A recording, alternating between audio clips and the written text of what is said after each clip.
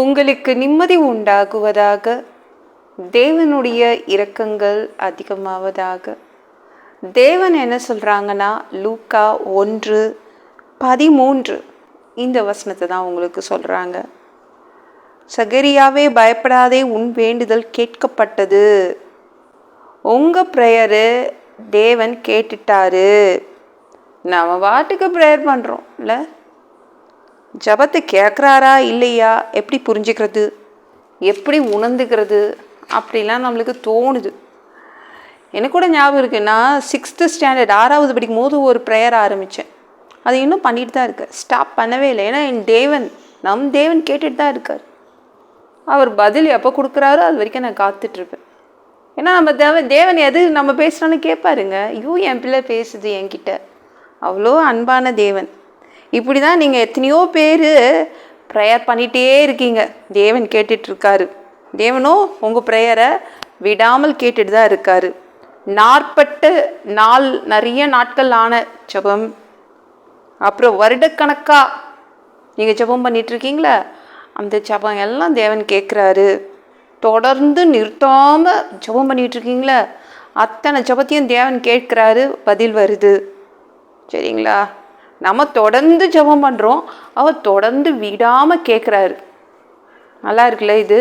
இப்போ சொன்னதையே சொல்கிறேன்னு வச்சுக்கோங்களேன், இது வேணும் இது வேணும் இது வேணும்னு பார்க்கும் போதெல்லாம் வருடக்கணக்காக நான் அவர்கிட்ட சொன்னால் அவர் போர் அடிக்குதுன்னு என்றைக்குமே அவர் சொன்னதே கிடையாது, கேட்டுகிட்டே தான் இருக்கார். எத்தனை தடவை என் பிள்ளைங்க சொன்னதையே சொன்னாலும் நான் அந்த ஜபத்தை கேட்டுட்டு தான் இருக்கேன், நான் இன்றைக்கி அதுக்கு பதில் தரேன் அப்படின்னு சொல்கிறாங்க. என்னங்க, இயேசு ரொம்ப காக்க வைக்கிறாருங்க, பொறுமையாக செயல்படுறாரு. ரொம்ப டிலே பண்ணுறாருன்றீங்களா, தேவன் உங்களுக்கு பதில் கொடுக்க போகிறாரு. உங்களுடைய நாள்பட்ட ஜபத்துக்கெலாம் பதில் வருது. சரிங்களா? எத்தனை தடவை நீங்கள் ஜெபம் பண்ணாலும் அத்தனை தடவை அவர் பொறுமையாக அவர் கேட்டுட்டு தாங்க இருக்காரு. சரிங்களா? அதனால் கவலைப்படாதீங்க. சில பேர்கிட்ட சொன்னதையே சொன்னால் பயங்கர கோபம் வரும். சொன்னதையே பேசினதையே நீங்கள் சொல்லிட்டே இருங்களேன், எப்படி இருக்கும், பிடிக்காது. நான் போன வாரம் பேங்க்குக்கு போயிருந்தேன். ஒரு பெண் என்ன பண்ணாங்கன்னா, பேங்க்கில் ஒர்க் பண்ணுறவங்க, அவங்க ஒரு வயதானவர் ரொம்ப ஒல்லியாக பாவமாக வந்தார். அவர் ஒரு தடவை ஒன்று கேட்டார், அடுத்த தடவையும் அதையே கேட்டார். அவங்க அடுத்த தடவையே கொஞ்சம் கோவப்பட்டு தான் சொன்னாங்க. 3வது தடவை அந்த வயதானவர் என்ன பண்ணாருன்னா, பேங்க்குடைய வாசல் வரைக்கும் போயிட்டு திரும்பவும் ஓடி வந்து அந்த பெண்கிட்ட அதே டவுட்டு கேட்டார். இப்போ தானே கேட்டீங்க அப்படின்னு டக்குன்னு கோவப்பட்டாங்க. எத்தனை தடவை உங்களுக்கு சொல்கிறதுன்னு. தேவன் அப்படி ஒரு நாளும் உங்கள் மேலே கோவமே படமாட்டார். எத்தனை தடவை நீங்கள் சொன்னதையே கேட்டதையே கேட்டுகிட்டே இருந்தால் கூட பொறுமையாக அதை கேட்பார். எத்தனையோ தடவை கேட்டார் உங்கள் ஜெபத்தை, அதற்கு தான் அவர் உங்களுக்கு பதில் கொடுக்குறாரு. சரிங்களா? நம்ம தேவனில் நீங்கள் எப்படி பேசினாலும், நல்லா இன்ட்ரெஸ்டாக பேசினாலோ போர் அடிச்சு பேசினா கூட கேட்பார். என் பிள்ளைங்க பேசினா போதும், அதுவே எனக்கு சந்தோஷம். நம்ம பிள்ளைங்க பேசினா நம்மளுக்கு எக்கச்சக்க சந்தோஷம் வரும்ல, அவ மாதிரி தான் நம்ம தேவன். என்ன பேசினாலும் நீங்கள் எத்தனை தடவை ஜெபம் பண்ணால் கூட அவர் நீங்கள் எப்போ பேசுவீங்கன்னு காத்துட்ருக்கார். உங்கள் ஜபத்துக்கெல்லாம் பதில் வருது. நாள்பட்ட ஜபத்துக்கெல்லாம் தேவன் உங்களுக்கு பதில் கொடுக்குறாரு.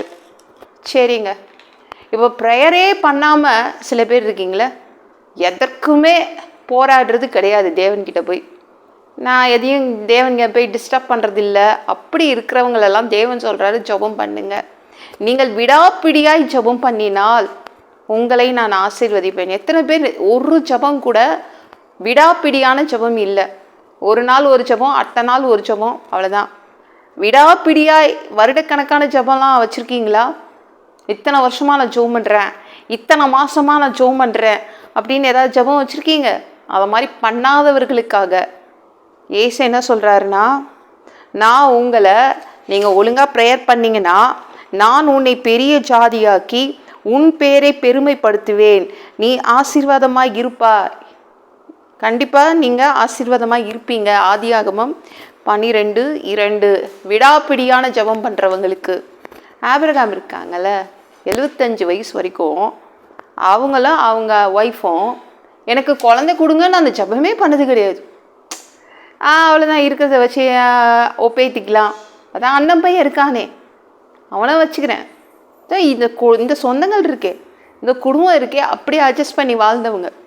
தேவன் ஆபிரகாம் கிட்ட போய் சொல்கிறாரு, நீ உனக்கு ஒரு நாடு கொடுப்பேன், குழந்தையும் கொடுப்பேன், கானான் நாட்டுக்கு போ. அப்புறம் தான் அவங்க 25 வருஷமாக காத்திருக்காங்க தேவனுக்காக. அப்போ தான் தேவன் வந்து ஆபிரகாமை பார்த்து சொல்கிறாங்க, ஆதியாகமம் 12:2, நான் உன்னை பெரிய ஜாதியாக்கி உன் பேரை பெருமைப்படுத்துவேன், நீ ஆசீர்வாதமாய் இருப்பாய். சரிங்களா? எக்கச்சக்க காலங்கள், எக்கச்சக்க ஆண்டுகள் நீங்கள் காத்துட்ருக்கீங்களே, தேவன் உங்களை வந்து ஆசீர்வாதமாக வச்சுப்பார், உங்கள் பேரை பெருமைப்படுத்துவார். யாரெல்லாம் ப்ரேயர் பண்ணாமல் கண்டுக்காமல் இருக்கீங்களோ தேவனை, அவங்களாம் இன்றைக்கி ஸ்டார்ட் பண்ணுங்கள். என்னென்ன தேவைகள்னு ஒரு நோட்டில் எழுதிக்கோங்க. விடாப்பிடியாக இனிமேல் ஜெபம் பண்ண ஆரம்பிங்க. தேவன் உங்களுக்கு பதில் தரேன்னு சொல்கிறாரு. எப்படி ஆபிரகாமை கிளப்பி விட்டார். ஆபிரகாம் பாவமாக எங்கேயோ ஒரு மூலையில் உட்காந்துட்டு இருந்தாங்க, ஆனால் அவரை பிடிச்சி கிளப்பி விட்டார். கிளம்பு கிளம்பு, குழந்தை கொடுப்பேன், ஒரு நாடு கொடுப்பேன், போ. கர்த்தருடைய பாதத்தில் காத்திருந்து ஜெபம் பண்ண ஆரம்பித்தாங்க. 25 வருஷம் கழித்து கொடுத்தாங்க. இப்படி உங்களை அவர் ஏவி விடுறார்.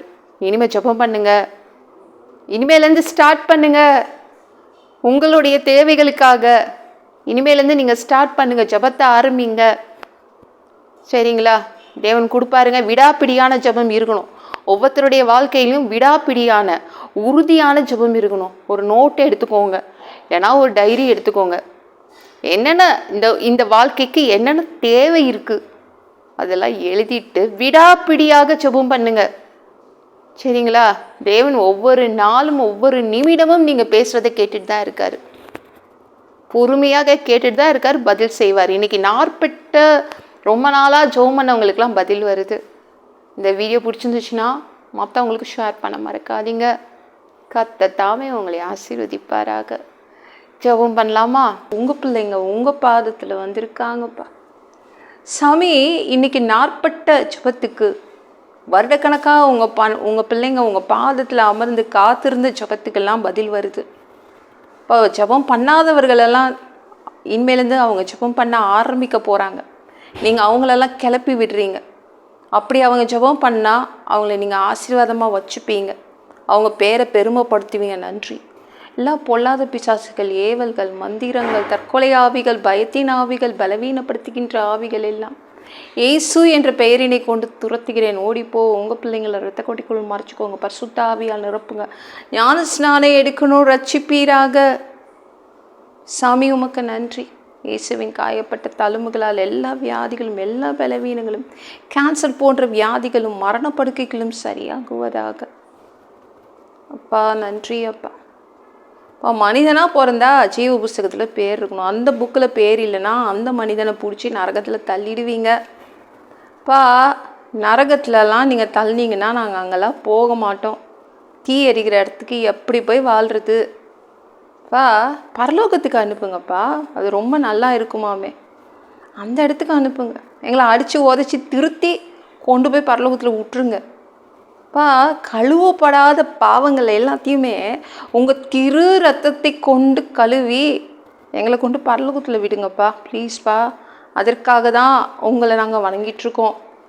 அப்பா 2வது தடவை இந்த பூமிக்கு வருவீங்க. ஒரே ஒரு நொடி இருப்பீங்க, இமை பொழுது இருப்பீங்க.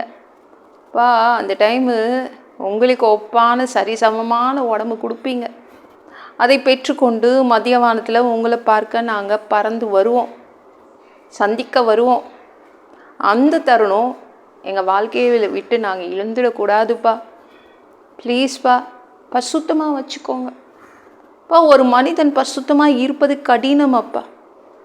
நீங்கள் தான் உதவி செய்யணும். பரிசுத்தமாக நாங்கள் வாழ்வதற்கு நீங்கள் உதவி செய்யுங்க. அப்பா அந்த அந்தி கிறிஸ்து ஆட்சி 7 வருடம் அந்த ஆட்சியில் விட்டுட்டு போயிடாதீங்கப்பா. பேய் நடத்துகிற ஆட்சியில் வாழ முடியாது. அப்பா நன்றி. 3வது தடவை கூட இந்த பூமிக்கு வந்து 1000 வருடம் இந்த பூமியை ஆட்சி செய்வீங்க. அந்த பொற்காலத்தையும் நாங்கள் பார்க்கணும். எங்களையும் கூப்பிட்டுக்கோங்க. எல்லாவற்றையும் ஒப்பு கொடுக்குறேன். இயேசு முழு ஜெபம் கேளும் பிதாவே. ஆமென். நாளைக்கு பார்க்கலாம்.